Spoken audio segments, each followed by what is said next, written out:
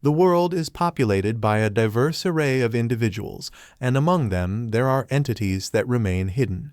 From ordinary people, however, there are certain individuals who possess the ability to perceive and interact with ghosts and spiritual beings. These gifted individuals perform rituals that bring contentment to the divine. In the practice of exorcism, they summon and channel ghosts, utilizing their power to restore balance to the trichiliocosm. These individuals are known as shamans. Our story begins with our protagonist wondering what it was, knowing that it was just an empty plot until yesterday. He wonders if the owners built a house overnight. Suddenly, a lady comes out of the house, surprising him. The lady has a scar and different eye colors, and she looks at him, but she just walks past him, leaving him amazed. He thinks she looks really badass and wonders if she was the landlord. The lady searches for something in her pocket and wonders if she forgot it.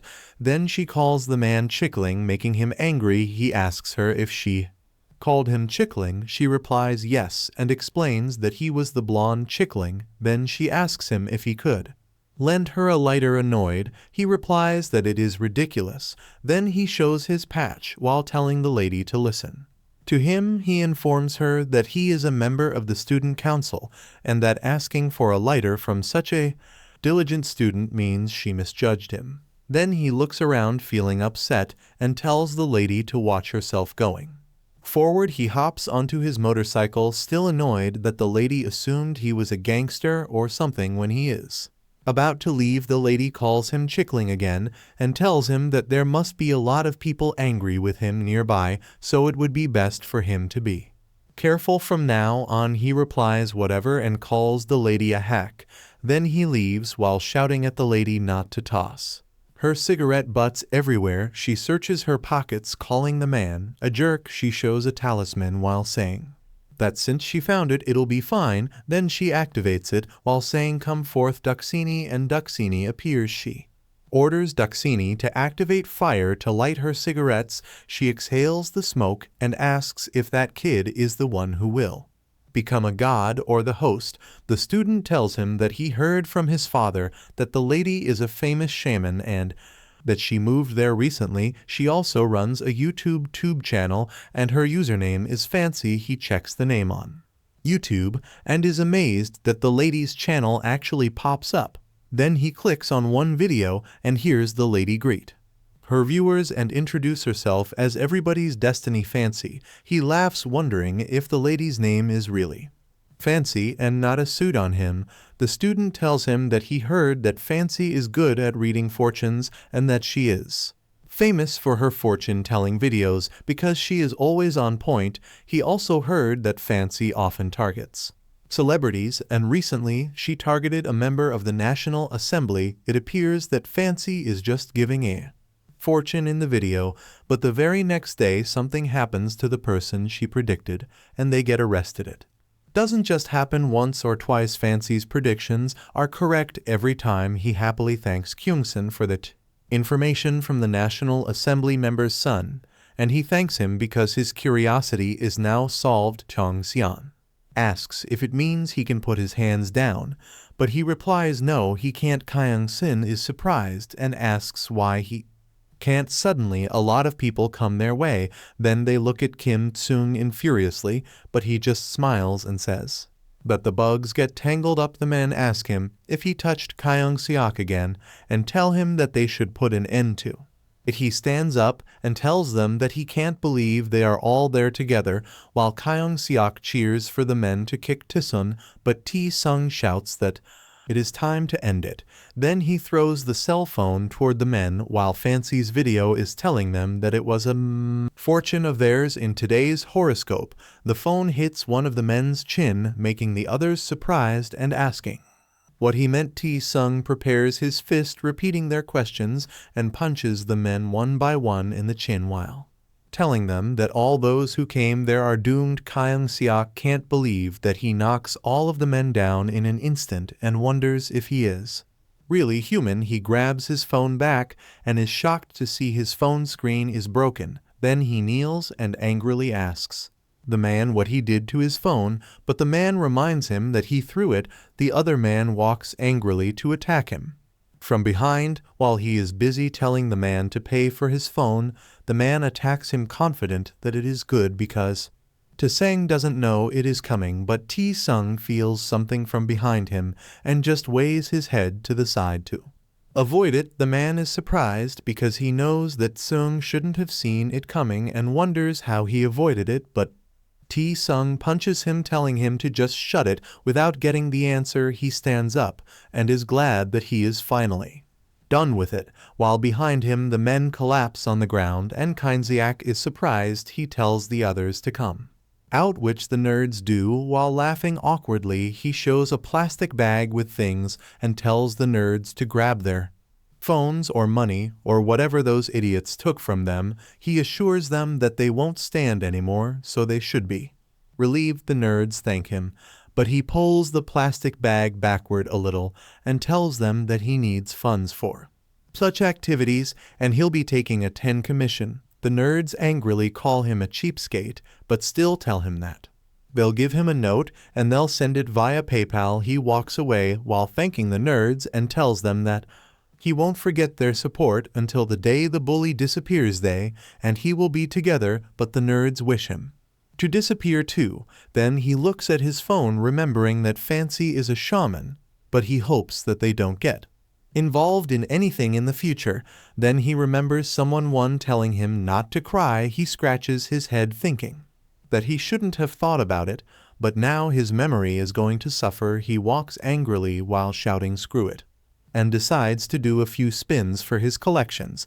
While someone is looking at him from a distance, the man asks his comrade if she thinks it was Tae-Sung Mayor looking for. She replies yes, and it is for certain because that guy is a phantasmagoria, an entity that responds to attacks from an invisible perspective, and it responded to the signal sent by memories. The man tells the lady that she is so sure and asks her what if Tae-Sung is not the one, but she just replies that it doesn't matter whether he is the one or not because that woman has already made a move.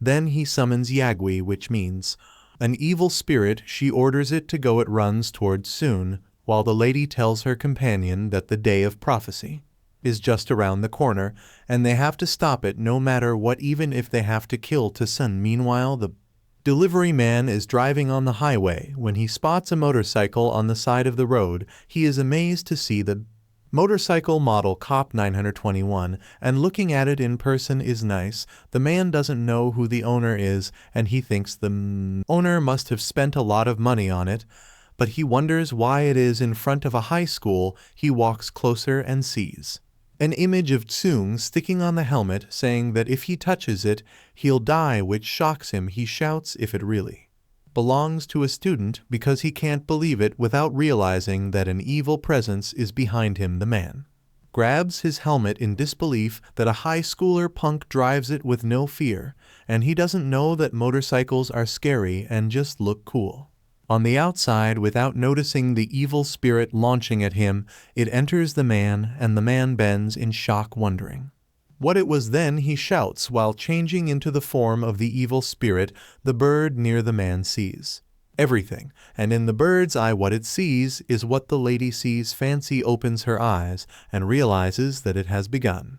She stands up and looks back to tell tomorrow that she'll be back. Meanwhile, inside the school, Tae-Sung was happy that he had made a lot of money today. While the students were looking at him angrily, he was looking at his balance, realizing that after subtracting his month's rent and living expenses and adding the money from his 2 other part-time jobs, there would be enough for him. He was happy that it was finally coming together. Around this time last year, he had coincidentally come across a Cop 921 on his birthday, and he fell in love with it at first sight. In his one and only lifetime, he wanted to be with it so badly despite being poor, so he started saving up cash using an installment plan and being flexible with his finances. Finally today, the fruition of his hard work had come to reality. He was in tears, knowing that 1 year had been a long journey, but the Cop 921 was finally becoming one with him. Unfortunately, his beloved Cop 921 was destroyed into pieces, and he was heartbroken to see it. He furiously grabbed the man and asked who had done it to his motorcycle, the man replied that another man suddenly started destroying it while pointing to the person behind him, but the man just looked at him in silence. He furiously asked him if he was crazy and why he wasn't taking off his helmet. The man just jumped away, making him angry, and he asked the man why he was running. The man ran away like an animal, making the people wonder who he was. Tae-Sung furiously chased the man and told him to stop, but the man continued to run abnormally. He chased the man, wondering how dare he messed with his prized possession. What grudge did he have to do something like that to his motorcycle, and why was the man running like that? He felt like he was caught up with a real lunatic. The man ran to the corner, shouting that it didn't matter what type of person he was. Then he stopped on the corner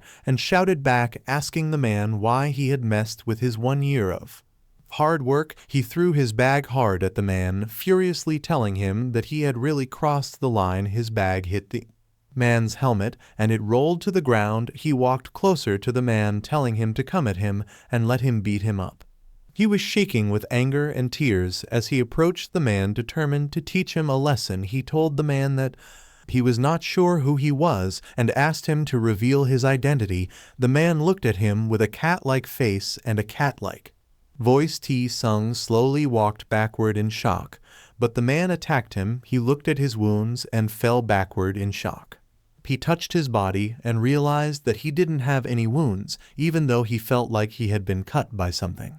Suddenly, he felt something inside him grabbed his heart and felt a chilling sensation he had never experienced before. His instincts were telling him that the guy in front of him was dangerous. The man looked at him while meowing, then ran toward him to attack it. Tried to hit him, but he positioned himself to avoid it.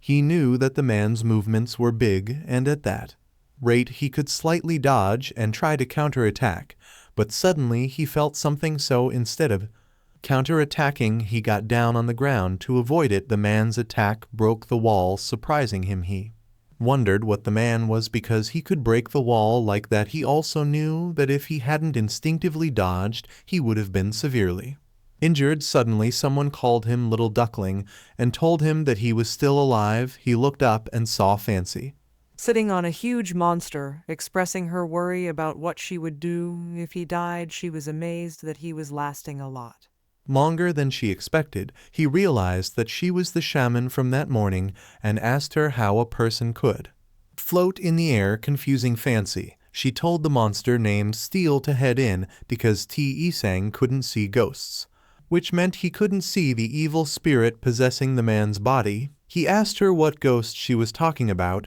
and told her to explain so he could understand, but she simply told him to look at his enemy who was jumping toward him. He managed to avoid it while Fancy explained to him that he was currently fighting a vessel possessed by a ghost. The vessel borrowed the power of the ghost, giving it abilities that a normal human wouldn't have. The ghost attacked him and he furiously fought back, but the ghost just jumped high to avoid his attacks and left. Fancy told him that as an ordinary human he was no match for the ghost. He told her that she had explained enough and asked her why she was there if she wasn't going to help. She laughed and replied that it was usually more fun to watch people fight each other. He agreed and told her that he couldn't deny it. She looked at him, realizing that an ordinary human would have died by now, but the owner of the phantasmagoria was really different. She knew that Tae-Sung could sense the danger of a ghost without even seeing it, and he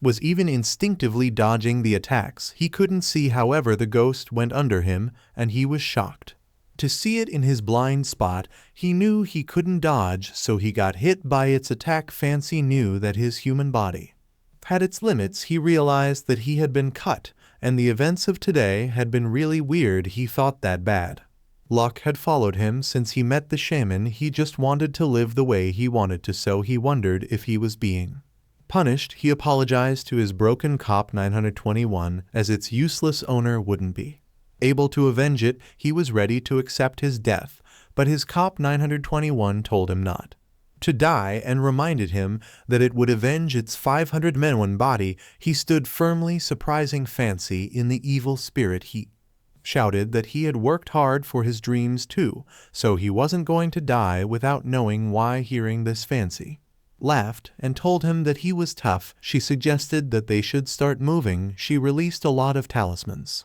while telling Tae-Sung that it would be a mess if he died, so the spirit in front of him would help a bit. Then she threw the talismans toward him, ordering the spirit of the netherworld to breathe life into his dying body. She cast the possession of Dueoksini. Dueoksini slowly entered his body, and he felt a pain in his chest. He felt a strong heat inside of him, and then he slowly transformed into the Dueoksini form, shouting in agony. A minute later, Fancy looked at him with a smile as the smoke gradually cleared, revealing his fiery hair and his Dueoksini form. Fancy gazed at him, stating that among all spirits Dueoksini was superior, and wondered if Tae-Sung would ever be able to harness those powers. The evil cat stared at Tae-Sung in confusion as it caught Dueoksini's fierce glare, causing it to leap backwards in shock. Immediately, it summoned its power, assaulting Tae-Sung with its cat abilities and razor-sharp claws. The claws pierced him, shattering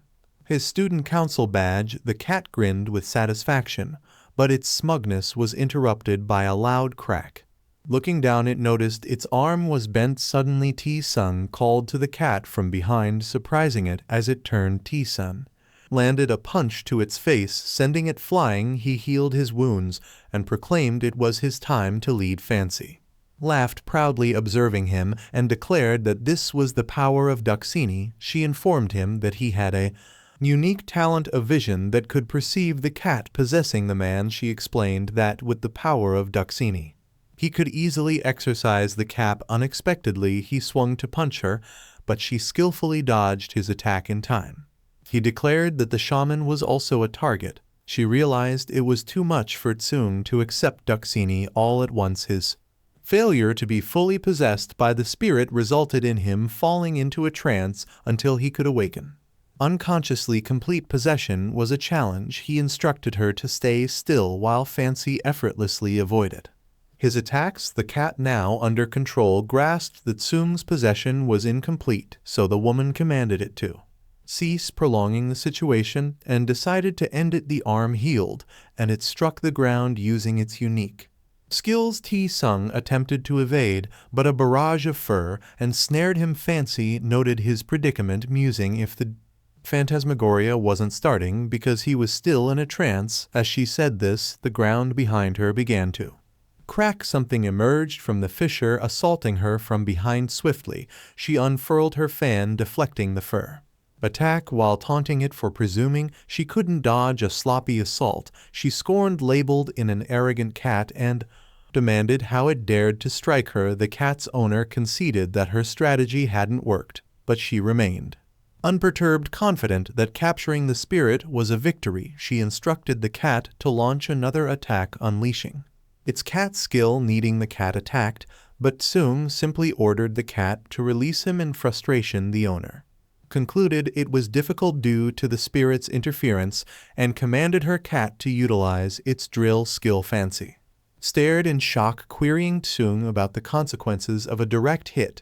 She looked at Tae-Sung, shouting about fur in his nose, and fearing he showed no signs of waking, worrying he lacked motivation. She prepared a talisman, lacking the time to figure out another way to rouse him. Suddenly, Tae-Sung mentioned 5 million, leaving her both surprised and bewildered. In fury, he accused the cat of stealing his money and reminded her of everything he'd sacrificed for his target. The cat's owner derided Tae-Sung as prophecy boy and ordered him to die. The cat lunged at him, brandishing its drill. Before it could strike, Fancy offered Tae-Sung 10 million won if he could catch the cat app. At the mention of such an amount, he woke in shock. He seized the sharp edge of the fur drill, trying to escape the fur trap. A moment later, he vanished. The cat, now disoriented, found itself violently slammed to the ground, with Tae-Sung sternly telling it to stop causing trouble with fur. The impact shattered the cat's fangs, and Tae-Sung merely smirked at its predicament. Fancy realized that Tae-Sung was straightforward, yet she found his actions impressive. He was the vessel destined to become a god. The cat face has the imprint of his punch, and he laughed heartily, informing the arrogant cat of his victory. However, he couldn't help but wonder why his hair was on fire. Despite this, he seemed content. Fancy was astounded that Tae-Sung had overcome the most challenging part and believed nothing could hinder her plans. Suddenly, he referred to Fancy as Nuna, a term meaning sister. Taking her by surprise, he assured her that